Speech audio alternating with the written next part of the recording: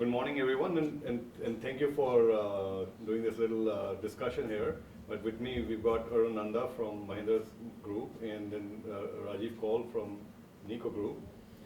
Uh, we wanted to have a little conversation around governance, and as all of us have been, reading newspapers and news and things where when we have mishaps and failures on corporate governance or political governance, it has huge implications, and particularly so for an emerging economy like India, it creates a cascading effect. So let me ask you, how do you see the role of governance, and how does it actually affect both on the downside and the upside when you talk about corporate governance or political governance? If you look at the reasons for deceleration of growth in India, deep down, you'll find that the consumer industries have not actually gone down. If you look at white goods, you look at SUVs that I deal with, and a lot of other consumer-facing industries are actually doing all right. The people like Unilever and us have had double-digit growths. What is really slowed down is the infrastructure side, and if you look at the reason, it's because lack of decision making. They're not getting their approvals. It's not that there's no demand for power. They're not getting their approvals for land, they're not getting their environmental approval, they're not getting their coal linkages. So I think governance, sometimes we misinterpret governance as corruption. Governance is a much larger subject. And if you ask me in one word, what's the reason for slowing down of the Indian economy, I'll say lack of governance and accountability. So Rajiv, your perspective here? Yeah, I would tend to completely agree with what Arun is saying. And quite easily, I think about 2 percentage points are being knocked off because of, I won't say lack of governance, but I would say governance where there is a lot to be said in terms of improving it. And here I am actually talking more of governance at the national level, not so much at the corporate level. I'll come to corporate in a moment. But at the national level, it's very easy to say, oh, what can we do? We are in a coalition government. The fact is that coalition governments are here to stay in India. And I don't see, at least for the next 10 years, India getting away from coalition governments to a single party rule. Now, when you come to specifically governance, whether it is land, whether it is coal, whether it is telecom, you have problems coming out of governance. Or lack of. Or lack of governance.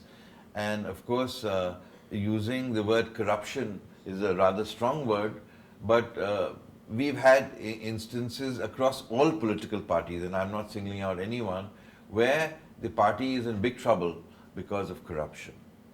And it's unfortunate, but there is one strong underlying good news, that all of it has come out in the open. I think that's the starting point, when things come out in the open and action is taken by courts, Yes. right, in punishing a person who deserves to be punished. So I think on the whilst there are problems, but I see hope, right, because of things being brought out in the open and action being taken. The other thing is, where action was taken in the past and is still taken today, is where the voter at the end of the 5-year period, when the next elections come, has a choice and throws out the person who they feel is corrupt or inefficient, Right. or ineffective. So that's the other thing. And coming to corporate scams, I think there are some occasional corporate scams. We had a Satyam, which now his group is managing very effectively after they took it over, but the scam was disastrous. It was one of India's best IT companies, and I'm glad that it was salvaged and that now the Mahindra group has taken good leadership in taking it forward back into global heights. We've had Enron, which was, one of the best names in terms of corporate governance coming into India, and then phew, they went out globally because complete lack of good corporate governance. So you have both extremes, right? Just kind of building upon the points that you bring out, I was recently talking to some of the bankers in Wall Street, and one of the things which came out of this conversation was that, particularly when you're talking about India, And one of the things which came out was because of the issues around lack of governance or corruption, if you want to use a stronger word, or lack of transparency, a lot of people, foreign capital is not able to effectively play in India. There are barriers that come in because people are not sure on what are the implications of this. You know, there are regulations now coming out like the Foreign Corrupt Practices Acts and the UK Bribery Act and other kinds of things. So there's an implication which is there, which is holding back flow of capital and so forth. Yes, there are other reasons why those capitals don't come in, but let me ask you, Arun, how do you think about, you know, can there anything be done beyond what is obvious to be able to help attract these sources of capital and build an image of higher governance so that people believe that India can still attract capital at the way China or other economies are able to? You know, Rajiv correctly put it that things are coming out in the open, but we need to do something along with it. What's happening is that good officers are now shy to take decisions, and that is another problem that we are facing today. And I think the government should have some review mechanism where people who do not act are also taken to task. I'm not using the word punished. But getting back to your specific question, look, historically, the investors have given a premium for governance, and that is why you'll find in the same industry companies with similar results, the P ratios have been different. Two things we have to do. One is, as industry bodies, I think we need to take some collective action to work on it and not leave it to the government. We tend to forget, you know, media normally writes who took the bribe. Yeah. But if you go down to it, for every taker, there's not one giver, there are thousands of givers. If one Babu is doing something, there are thousands of people who are exploiting it. So, you know, we just can't put the ball in the government's court. I think industry has to do something. And the other thing is that we need to demonstrate, and more than Mahindra's, I will give credit to the government for the Satyam. You know, the way they put up an independent committee with people like Karnik, Deepak Parekh, who quickly took a decision and made sure that before the company went down the tube, it was handed over. I think that's the best thing the government has done in recent times. It was quite exemplary, yeah. You know, so, you know, we just managed a business, but the way they handled it, the transition, I think it's absolutely creditable. Yeah. And, you know, we have to show some success stories like that. See, that is what I was coming back, you know, the good news is the bad news is out, right? But the reverse side of it is, because the bad news is out, there's skepticism building up externally, and part of the question is, how do you have the good news actually permeate to say India is not all about the corruption and there are these things happening. So is there a role for us to market some of these the practices which are actually working? Yeah, I think there are several things. I mean, traditionally, see, everybody knows, the world knows that India is a democracy, and it's a democracy to stay. Yeah. And definitely there is a premium of investing in a democratic country. There definitely is, right?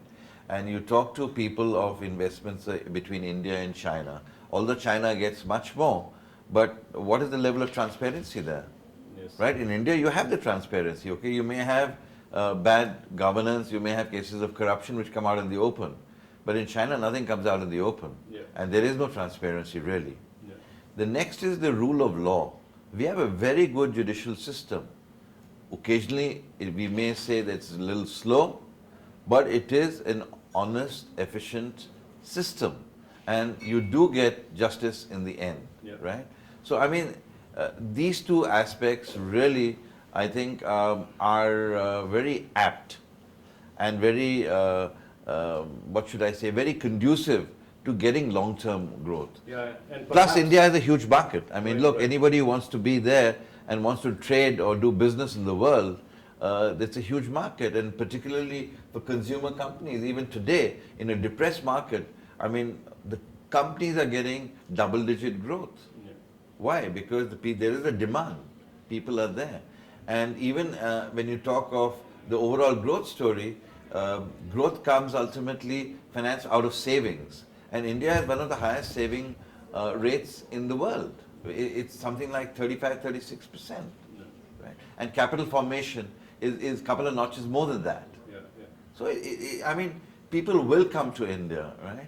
And despite there being, what should I say, a global dearth of investment, still FDI, foreign direct investments, in the financial year 2012 ending 31st March 13 was, if I am correct, in the region of 23 billion US dollars, which is not bad. Not bad at all. And Arun, I like the the suggestion that you had was thinking about some sort of a formation of industry body, and actually having some of the stuff that Collective action. collective action, but also marketing some of the stuff, good stuff which happens externally as well, around governance or the fact that you made India being a democracy. I mean, at least you have the bad news out in the open.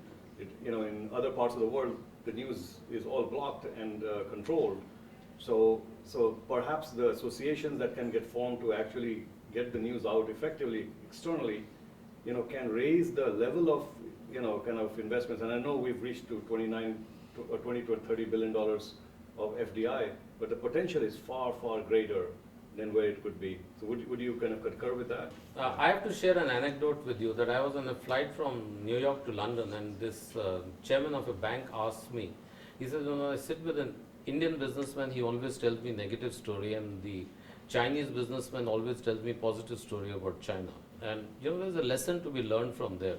We also need to spread the good news. When we go out on international bodies or even our media, media globally sensationalizes bad news. But I think there are good stories. For every Satyam, there are other companies who have done well. Yeah. Now, let me, to just taking on that point, the way I kind of phrase is, the Indian psychology is, we call it bad news is good news. Good news is no news, and no news is bad news. And it's an interesting dichotomy of how to think about it. So we promote a lot of bad news conversation. Good news is no news, we don't talk about it. We should be talking about it, perhaps more. Yep. And I think that's part of one of the challenges that it does. So Rajive? Yeah, I completely agree that you have to market, Yeah. right? And India has been marketing itself. Even if you go back to say 1999, a year or two before that as well, you had industry bodies. I mean, CII. I was deeply involved in CII at that point in time, and CII was going and marketing India under very, very trying circumstances. Yeah. And they were marketing India more successfully than in effectively the government also, who ultimately did come out with the right policies which made the marketing earlier. But even today, this marketing does continue. All the apex industrial bodies go out on delegations, marketing. So marketing is taking place, but it is a free world, it's a free press. India has got democracy, and we are proud of the democracy, and therefore news will come out. The media prefers bringing out the bad news because it gets much more viewership, it gets more readership, but it also occasionally does bring out the good news. And the discerning investor, knows how to filter out the system. And because of the filtration, it does effectively lead to inward investment coming in. People know, India has $1 trillion investment opportunity in the infrastructure, right? Out of power, this is 5 years, I'm talking in a 5-year plan, all right? Power itself is 330 billion, right? And the good news is that last year we've had the highest ever accretion of new power coming onto the system, right? And it was the target, and the target was met. A lot of that, in fact, I think 45% came from the private sector. So a lot of things are happening, and when I say private sector, I mean including investments by foreign bodies into that private sector. So lots happening. Things are, I would say, good. They are buoyant. Okay, we bring out the good news and the bad news. Yes. But I'd say on balance, India has got a tremendous story. Our growth rates will be at least twice, if not more, than that of the global growth rates. And we have a huge middle class, which is increasing by 20 to 30 million people a year. So all in all, I think any major player would have to put some of his money, if not a very large chunk of it, in the India story. Absolutely, and fully agree with kind of your comments. I like Any to closing- add. I yeah. like to add 2 points to what Rajiv correctly said. There is, out of the trillion, half is going to come from private investment. That's a stated 5-year. That's a stated 5-year plan policy. We should pick up 1 or 2 examples and fast track it to show the world that it can be done, and that's what get it. But more important, from a larger perspective, if we have to create jobs, we are only targeting larger FDI. We need to get the small and medium enterprise activated in India much more, because that, for $1 billion on a petrochemical project, the jobs that are created, you create the same number job of $1 million in an SME. Yeah. We need to get, because you're not going to create all the jobs out of the services sector, you need to create jobs. So 2 things: one, fast track demonstration that certain things can be done, and that will get you a huge because people are starving. China is now talking that they'll move from infrastructure to consumers. So, it was in investments which led that economy. Where's the money going to go? US, which used to be a deficit, where the people who were spending more than earning, have moved to a saving economy. So, money is coming in. There are billions sitting in pension fund. We need to give people an opportunity to come and invest. But as responsible citizens, we should not ignore the SMIs, because we have to create jobs for the younger people. That's a great point. And with that, let me conclude this session. But thank you so much for your time and your views here. And thank you much. Thank you, Gunjan. Thank